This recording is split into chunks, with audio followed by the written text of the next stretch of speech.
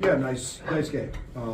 Obviously, we get the news before the game that KJ is out and a little forearm deal. He went through a shoot around, and then we do a workout prior to, and had some inflammation and soreness, and so just got that young man's best interest. So it was nice to see Ben get going. It was nice to, I thought we really guarded.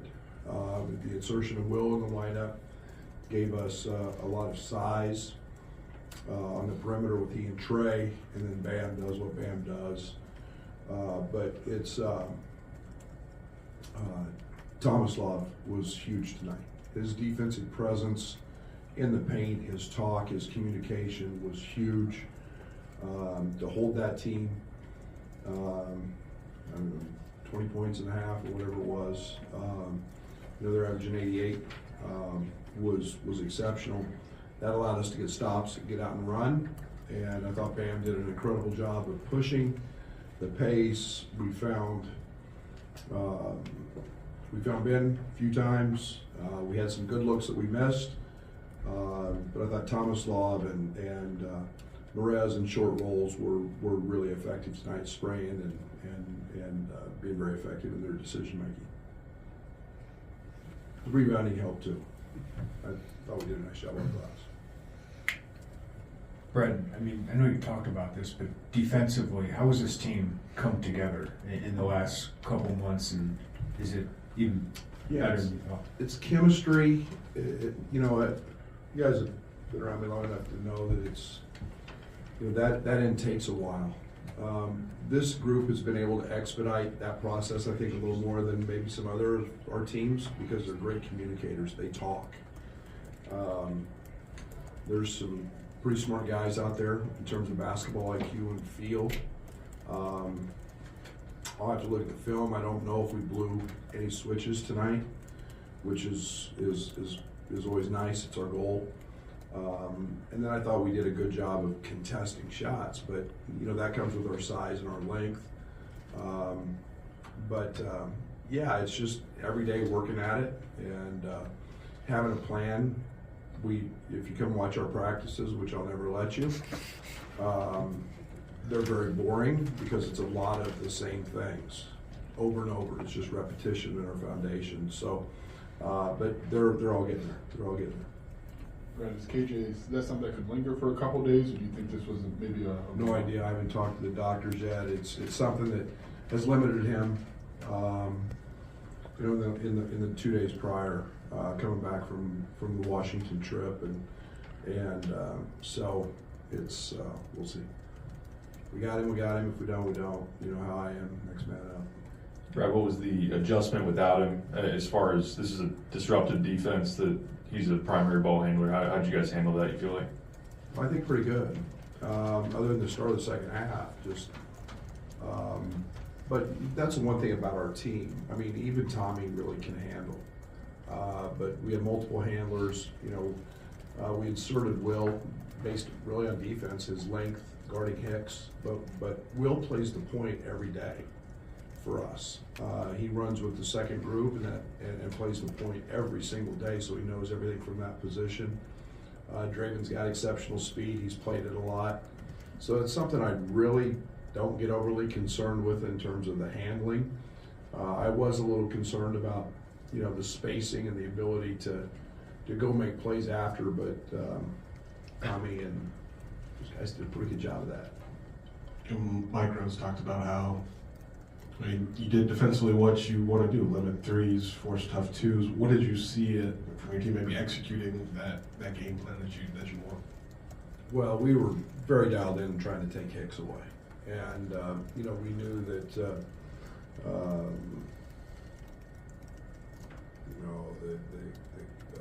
shoot, I can't see, what's his name, 23, Kern, is not a shooter.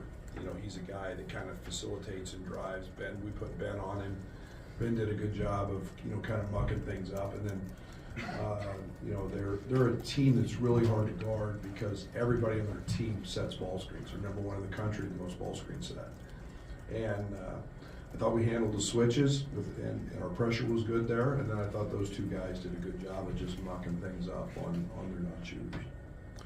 Brad, how did you feel about Trey White? I thought he did a really good job personally, just kind of like keeping the ball in the ball with his hands in the first half. Me too. Trey just found 20 again. And you didn't realize that we didn't really run a play to him. And it's just a gift. He gets him in a little bit of every facet. You know, defensively, I keep pushing him because I think that can be an unbelievable calling card for him, is to be one of the best defenders in college basketball. You put that side by side with Kylan, and he's got such good size, and he's so springy. He's really quick. It's where Will's improved greatly. I mean, Will's defense when he got here was, all you guys watch play, he was not good. Now he's become that guy that's got length and can contest, and so he was easy to insert in the starting lineup. So I think those three guys together were really, really good, and they all three communicate. So good night. Brad Morez had a couple one dribble moves and it just looked like he had a complete game. What would you see from him, and how's he developed with his offensive arsenal, I guess, since he's been here? Yeah, the beauty of Morez is we've kept things very simple with him, and he's fine with that. He is unbelievable at just wanting to be great. And to be great, sometimes you have to really simplify and do what you do well. And we've done that. I mean, he's bouncy. He's a monster around the rim. And I mean, he just bounces up and dunks balls with ease. And you know, playing in ball screens. But he does have that. He's got that ability to you know, to short roll, take one or two dribbles and go make plays. He's got a really nice handle. So he hasn't had to do that, but it's not something that's not in his bag, so to speak. And tonight he got to show that, and you know, we all know Tommy can do that, but it's really nice to see him show that. Brett, you talked to us yesterday about putting your foot through the floorboard, maybe just making wins bigger wins. How did that look today, and how did it? That's all we talked about at half. Really, it wasn't anything X's and O wise, other than that they might play a little bit of zone. But that's a mindset, and that's something that the first question I asked at halftime was, I said, Ty, what have we always done in these situations? And he goes, put the pedal through the floorboard and bury him. And that's the mindset we want them to have. And that's I didn't have to say it, Ty said it. I just asked the question. And it's what we talk about every day in practice, and we've got to get better at that. Tonight we were good. Brad, you've seen Ben showing a lot more game with his doing some booty ball. You've had him in different situations. Is that just because he's more comfortable? Yeah. So it's almost identical to the Marcus kind of footprint, really. Marcus was okay first semester, and just about this time of year, early January, you know, just kind of started to blossom, and he's very good at that, especially with smaller guys on him. He can bounce. He's got a nice little fadeaway jump shot that he can get to, which Marcus had. But you start adding that to his ability to stretch the floor, and I mean, a couple of those threes were pretty deep. You know, so you start getting that together, and now we're starting to see the comfort that he has. And you know, he turned down a wide open three to drive one. I about wanted to strangle him. You know, he's got to shoot the basketball, but yeah, he's getting comfortable. Coach Dre seems to really kind of come into his own and found the spacing in order to find room on the floor and stretch the defense. Can you kind of talk about how his vision is and how he's found those opportunities to just make more chances for his teammates? Yeah, Draven gives us an incredible burst, and I mean he's so athletic and he's so fast. Draven's is an elite finisher. Now he missed a little spin layup today that I thought he should have dunked, but he's an elite finisher, and he got good looks tonight. But his pace and his speed and his burst is something we don't have. It's unmatched by anybody else on our team. So there's no doubt he's got that defensively, and thought he was terrific on that end as well tonight. What did maybe Kylan provide, especially in the first half, of just maybe directing traffic and running the offense? Poise, and patience. And you know, it's nice when you've got two of them, and KJ and him that can do that and control a game from that standpoint. But you know, got a little uncomfortable when he picked up one really early. But you know, he's smart, he's cerebral, he knew exactly what we were trying to do. We literally ran 2 plays, I think, tonight. We didn't have to run much, and he just makes the right reads. And thought he was sensational.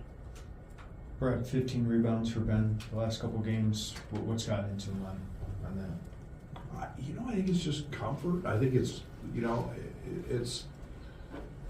I've talked to him a lot about not just blocking out, because he's so assignment sound. That's why he kept playing. I mean, he's just been so assignment sound. It's incredible. And their defense is what it is, mostly because of the job he does. He doesn't blow assignments. He's a great problem solver. But don't just be satisfied with blocking out. Go get the damn ball.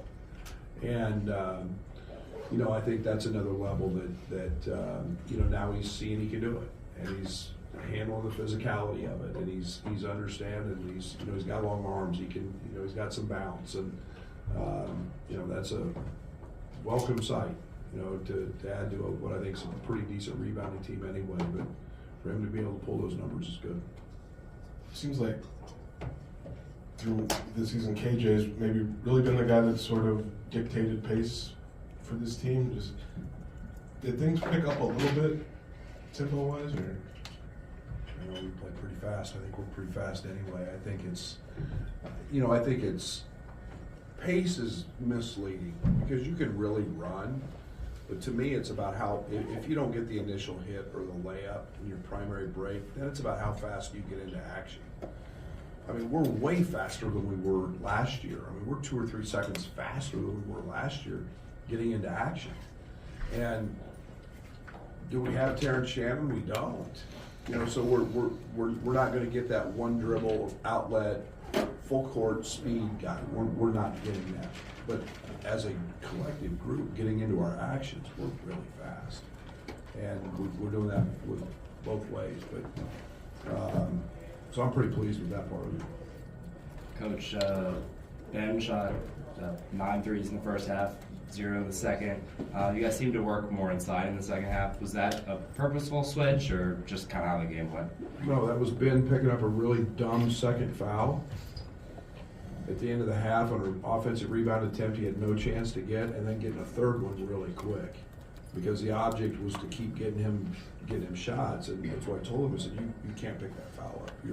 He knows better, and he knew it. And but that stunts an incredible night, because it stopped. But the rest of our guys still got good looks. You guys had that run at Oregon, and then obviously the first half tonight. I'm trying to remember maybe some of your teams here. Do you remember having a lot of that spurt ability, like you guys were able to rattle off a 20 whatever run or 30 as it was tonight? Yeah, I'm getting old. I don't know. Warren, did we have any of those? I mean, I'm sure we did, but It's just with regularity. not like this. We didn't shoot as many threes. Obviously, we had Kofi. We were different. You know, I think we had some pace and opportunities with Io Trent and Andres Feliz, but you know, it can come at all 5 spots, and that's the thing that is different about this group. Is you know, we got 5 guys who can shoot it, we got 5 guys who can pass it, and 5 guys who can run. So, you know, maybe not. Yeah. Thank you.